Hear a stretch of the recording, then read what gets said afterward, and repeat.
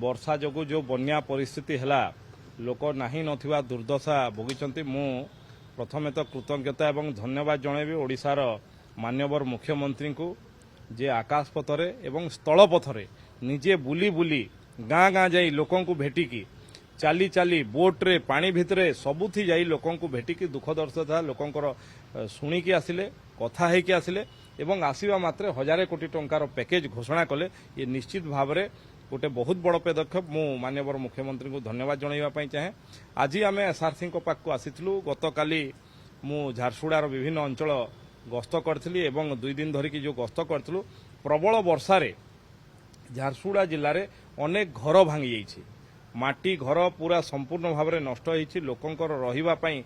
जगह नहीं बहुत दुर्दशार सम्मुखीन होती विशेषकर झारसुगुड़ार सहरांचल एवं लयकरा ब्लॉक कुलाबिरा ब्लॉक किरमिरा ब्लॉक एवं झारसुगुड़ा ब्लॉक रे भी अनेक रास्ता गुड़ा भी धोई जाइए केते जगार आपणकर कलभट भी भांगी जाइए तेणु से सबको तुरंत पदक्षेप नहीं गरीब लोक मानकर जो मानकर घर संपूर्ण भाव में आंशिक भाव में भांगी जाइए ताकू क्षतिपूरण तांको व्यवस्था करवा एवं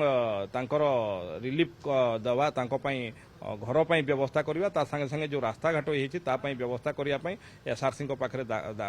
देखा करूँ से निर्भरयोग्य प्रतिश्रुति देते निश्चित भाव में से सब करा।